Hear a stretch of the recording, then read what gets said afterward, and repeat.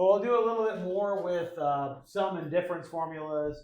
We'll do one more example with doing the exact value here for cosine. We'll develop the sum and difference formulas for tangent. Do a couple more examples, and then we'll take a quiz. So last time we did a lot of work developing the formulas, right? Okay. And again, if you want to expunge your brain of all that extra work that we did, that's fine. Okay. But you do need to remember what the formulas are. So just to write them off to the side here. If you have sine of alpha plus beta, how does that get rewritten?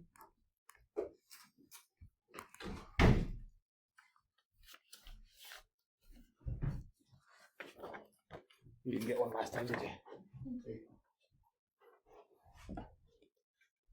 What's sine of alpha plus beta equal to? Say it again. I can't distribute it over the sum, right? We had the whole formula that we had to get, right? Yeah, the cosine beta, and then it'd be a plus again, and then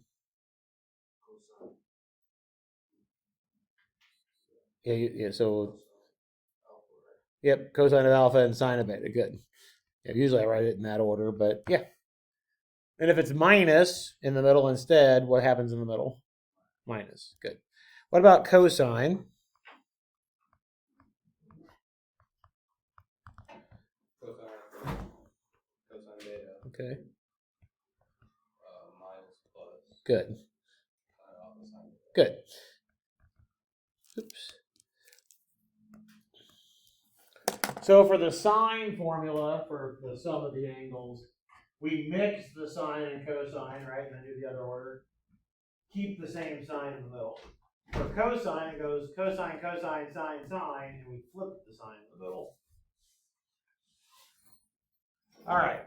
So let's do this example here with cosine of 25 pi over 12. Well, anything with a pi over 12 in it, probably don't know the exact value off the top of our heads, right? However, we should be able to write it as a sum of two things, or a difference, depending on which way you want to go. What did I tell you to always use for one of your angles? Yeah, 45 or pi over 4. Okay. So then we just need to figure out the other one.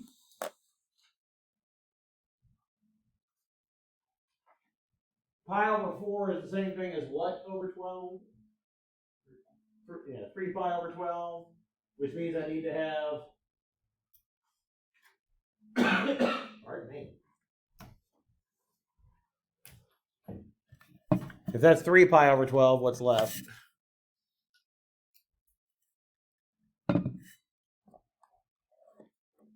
I need to add up to 25 pi over 12, so what's left?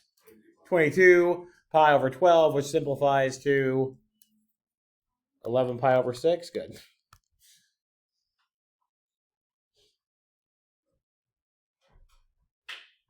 This is 3 pi over 12. We're left with 22 pi over 12 then. 22 pi over 12 simplifies to 11 pi over 6. All right, so now using our sum formula, how can we rewrite that?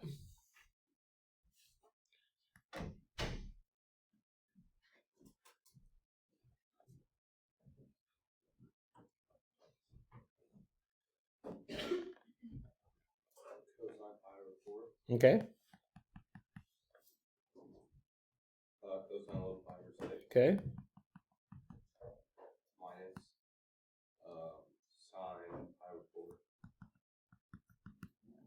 Sine pi over 11 over 6. Good. Good. All right, so again, for the cosine sum formula, we do cosine, cosine, sine, sine, and flip the SIG in the middle.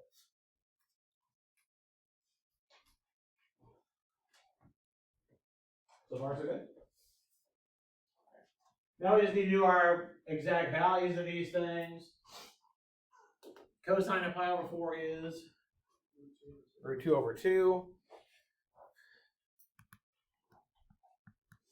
Cosine of 11 pi over 6 is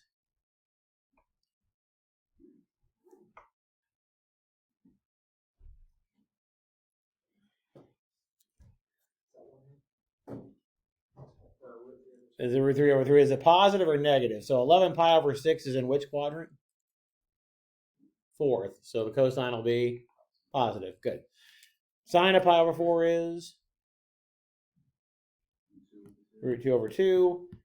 Sine of 11 pi over 6, that one's going to be 1/2. It's in quadrant 4, so it'll be negative 1/2. Good. Yeah. And again, do I care if you simplify that? No.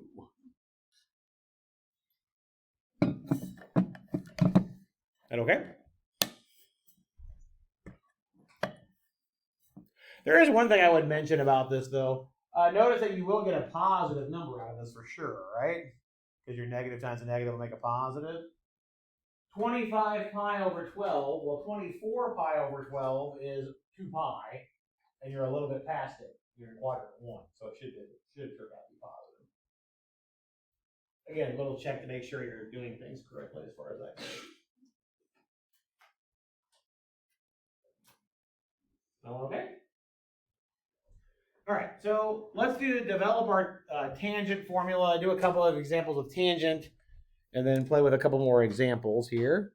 All right, so let's develop our tangent formula. Notice I didn't draw any funky triangle pictures this time. We don't need any funky triangle pictures, okay?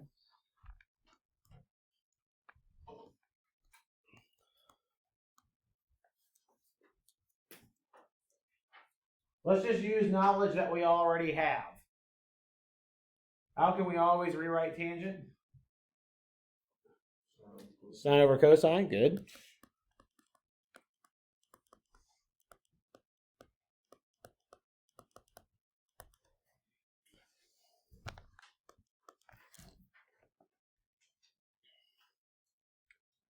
How can we rewrite the top then?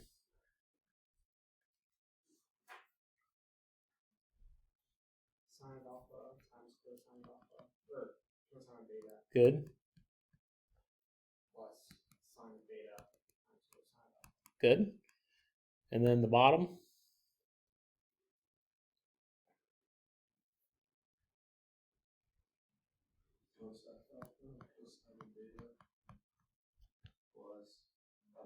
Good. Good.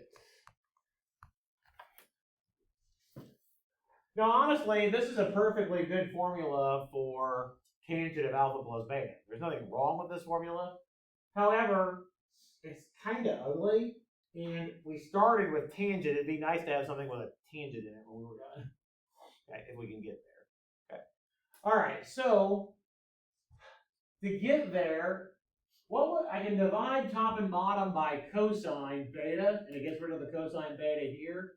And I can divide by cosine alpha everywhere and get rid of the cosine alpha there. All right? So let's do that little bit of algebra. I'll multiply top and bottom by 1 over cosine alpha cosine beta.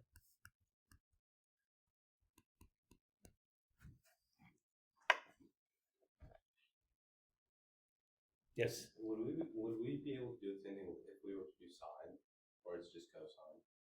If you use sine, you'll end up with some of the cotangent in it. Okay. That's why we're doing it that way. I want to divide by cosine because I want to end up with something with a tangent in it. That's the reason we're doing it. Yes. So it's not component active, or is it like you said, you can't add the whole thing with the Yeah, so we're gonna multiply. When I multiply by something, I need to multiply by 1. Right? I keep the same thing on top and bottom. And I'm only doing these expressions because I'm hoping to see tangent. And I know in tangent, cosine's in the denominator. That's why I'm doing it that way. All right, so I need to distribute this everywhere. Notice that, let's do the bottom first because it simplifies nicely to start with. When I take this 1 over cosine alpha cosine beta and distribute it to the first term in the denominator, what do I get? 1, right? They cancel out, don't they? I have a cosine alpha on top and on bottom, and a cosine beta on top and on bottom. Okay? So the cosine alpha cosine beta cancels. We just get a 1 there. What do we get in the second term? minus sine alpha Okay, and then, so yeah, you're exactly right. I get sine alpha sine beta over cosine alpha cosine beta. Can I write that in a little bit more succinct form? Sine alpha over cosine alpha will be tangent of alpha, sine beta over cosine beta will be tangent of beta. So on bottom, we'll get 1 minus tangent alpha tangent beta.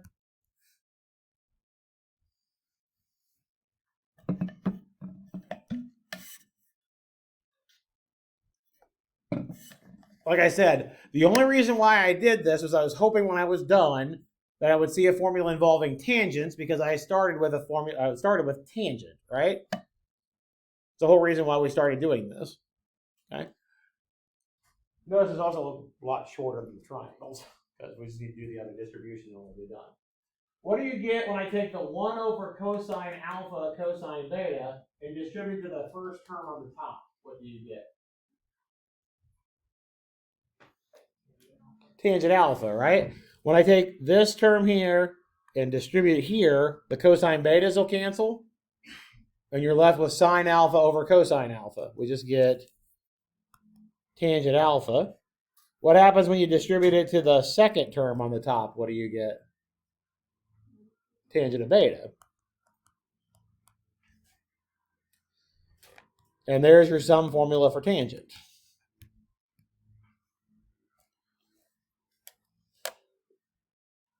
That was faster than the triangles, wasn't it?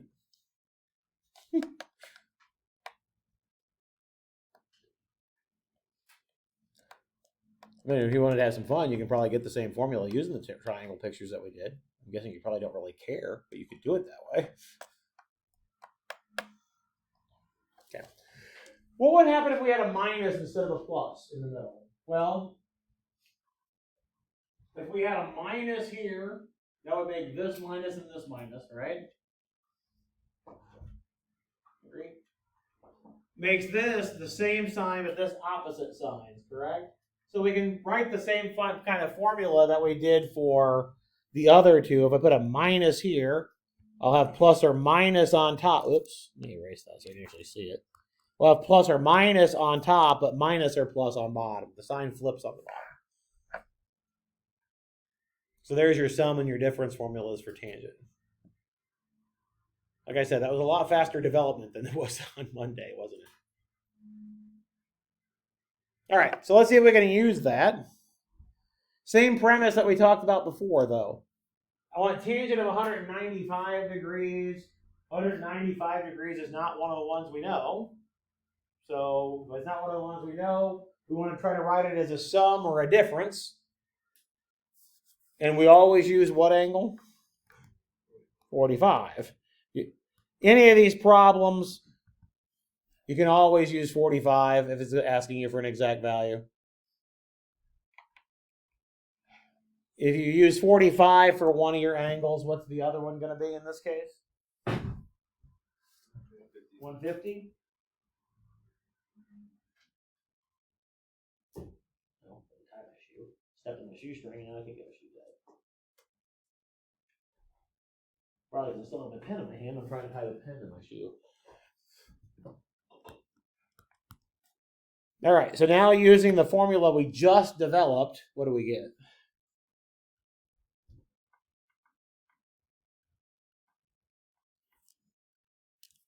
Tangent of 45 plus tangent of 150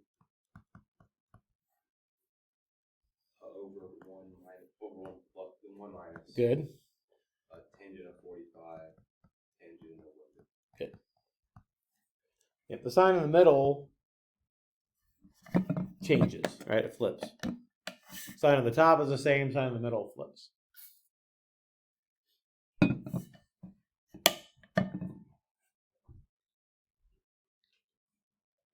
Okay? And now we just need to figure out the values. Tangent of 45 degrees is 1, because sine and cosine are equal, right? What about tangent? Pardon me. Tangent of 150?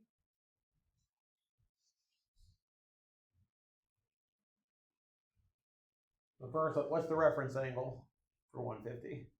30, right? It'll make up the 180 degrees. So I need tangent of 30. I get, if you don't know that off the top of your head, do sine of 30, which is 1 over 2, and cosine of 30 is root 3 over 2, right? So that'll be 1 over root 3. And will it be positive or negative? 150 degrees is in quadrant 2, and so the tangent will be negative. Yeah, so negative 1 over root 3. And now that we've figured that out, I can fill out the other two. And again, do I care if you simplify it? Nope. I could try to care less, but I would be unsuccessful.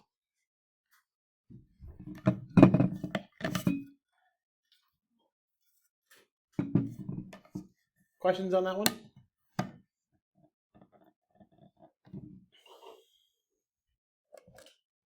All right, let's look at the next one. Tangent of negative 17 pi over 12. Now, you can start this in two ways. Either you can go ahead and write it as a difference, which is because it's negative, or you can use your even-odd identity first and do what with the negative sign? Put it on front, right? Because tangent's an odd function, so if you wanted to, you could just take the negative and pop it out in front, either or, okay? You can either write the inside as a difference, because it's negative, or pop the negative outside and then write the inside as a sum. Okay? I'm going to do a difference just because we haven't done a difference form. Okay? But you can do it either way. All right. So again, like I said, either a sum or a difference. What's one angle you always want to use? 5 over 4. Yep, the 45 degrees. Now I just got to figure out what I need to subtract off to get the other angle, right? Pi over 4 is how many pi over 12s? 3 over pi over 12. So what do I need to subtract off the 3 to get what I need? 20, right? I got to do 3 minus 20. 20 pi over 12 reduces to what?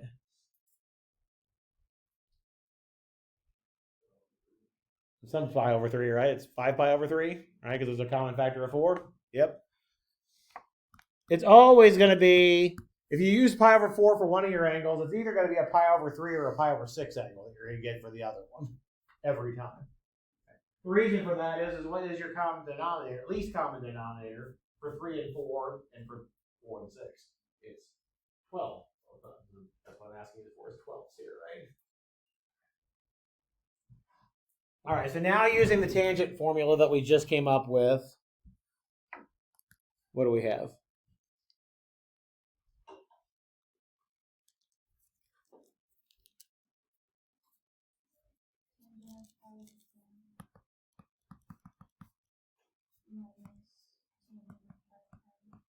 Good.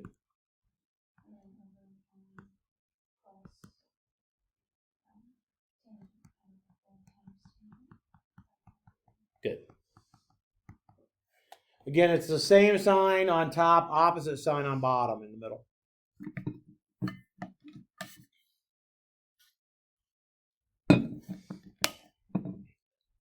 Tangent of pi over 4 is 1. We just said that a little bit ago, right? What about tangent of 5 pi over 3? Well, your reference angle is pi over 3. Sine of pi over 3 is... Sine of pi over 3 is root 3 over 2. Cosine is 1/2, right?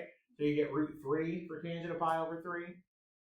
5 pi over 3 is in quadrant.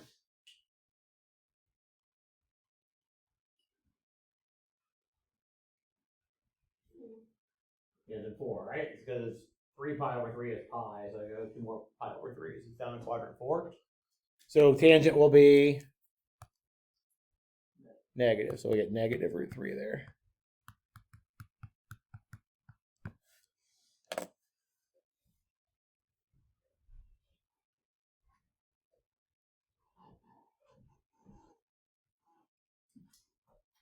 Okay. I mean, you have to remember your exact values for the pi over 4, pi over 3, pi over 6 angles, but this is the idea, right? Just using one of your formulas. Any questions at all on using the formulas?